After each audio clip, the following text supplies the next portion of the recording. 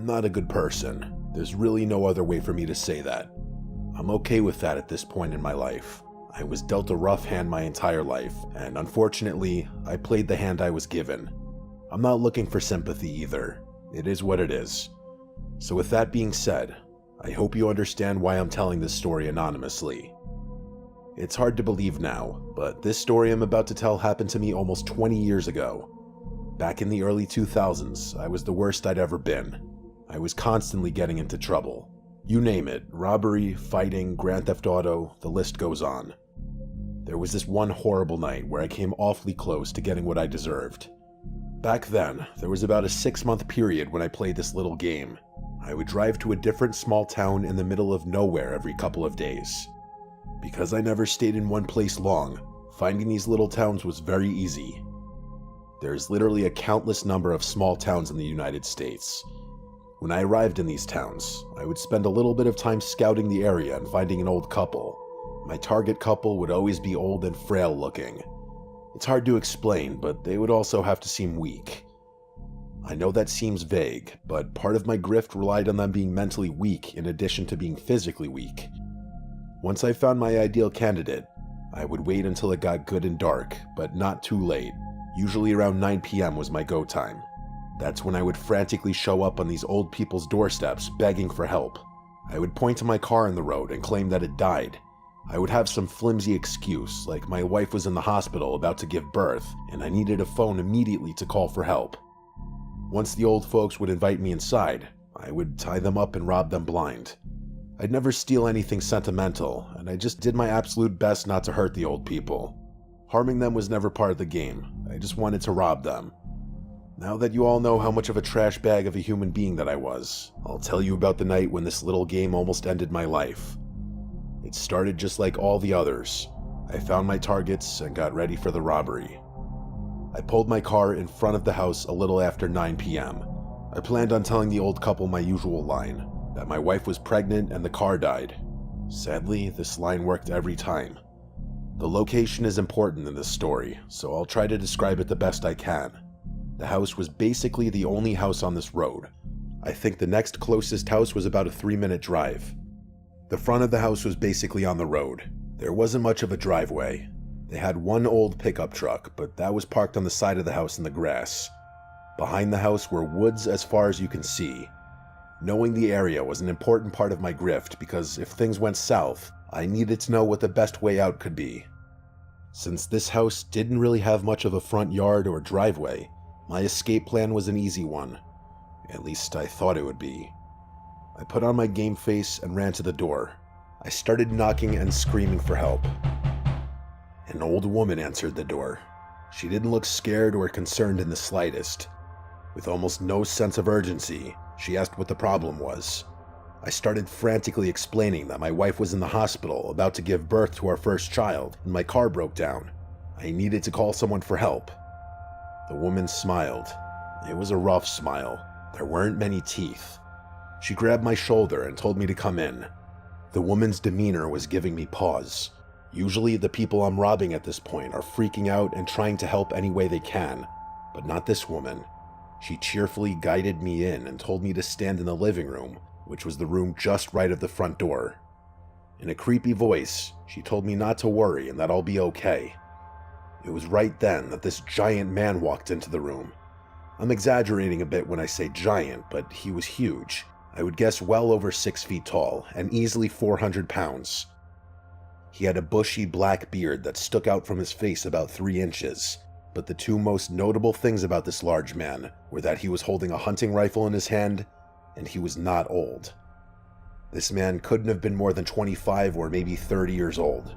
Younger people were not as susceptible to my game, so this was a major oversight on my part. The woman spoke up and told me that this was her son, and he'd go out and take a look at my car. Before I could even get a word out, she shouted Hank at the top of her lungs. She started telling me that her husband Hank is in the other room, and he'd for sure help me.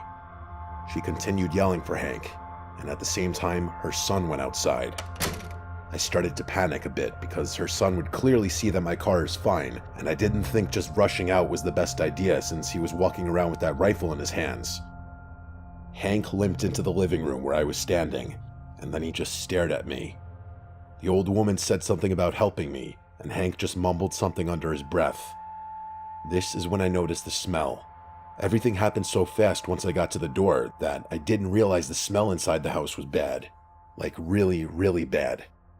It wasn't the smell of body odor, it was something else. Something worse. And that's when I decided it's time to go.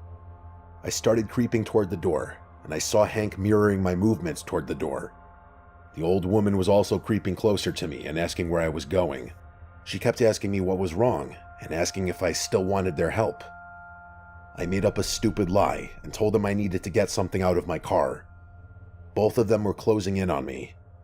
When I was about 6 feet from the front door, I made a hard move and sprinted the rest of the way. As I ran, I felt Hank attempt to grab me, but thankfully, my youth allowed me to slip away quickly. For a split second, I forgot about their son outside. That intense moment inside had my blood pumping, and leaving was the only thing on my mind. When I got to the car, I noticed that all 4 tires had been completely deflated. As I ran closer and inspected the tires, I could easily tell that they were slashed. I didn't know what to do or what was going on. I didn't see their son, but I heard Hank yell from the house that I was outside and that I couldn't have gotten far. I decided to run into the woods. I know that's like a cliche, but hiding in the cover of darkness in the woods seems like a better idea than running on an open road. I sprinted deep into the woods for a minute or two, and then hid behind a big tree to catch my breath. I got down to the ground and did my best to listen for footsteps. Not long after, I heard the sound of heavy footsteps coming toward me. I couldn't move because that would clearly bring attention to my hiding spot. I was holding my breath and trying my best not to move a single muscle.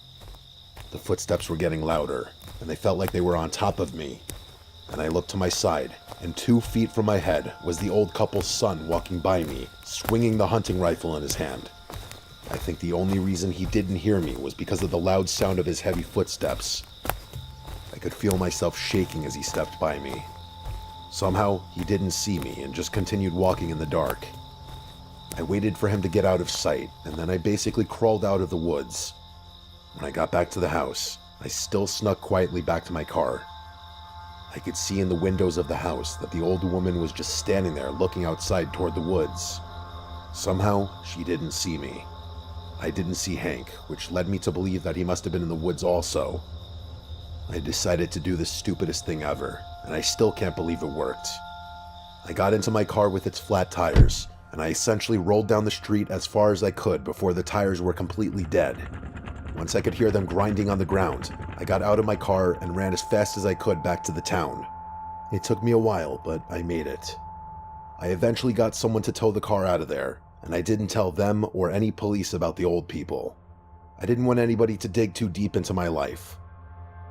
Once I got away and got the car towed, I didn't want to think about those people ever again. I don't really know for sure what happened that night. I know what I felt and I know what I saw. The body language, the smell, the slashed tires, just everything adds up to something bad. I found this experience to be a middle finger of karma from the universe. I did somewhat clean up my act soon after this experience, but I definitely didn't become a saint. I'm still a bad person from my past. I'm just not as bad as I used to be. And I do feel regretful and remorseful for a lot of what I've done. Honestly though, I think whatever those people were up to was far worse than whatever I was out there doing.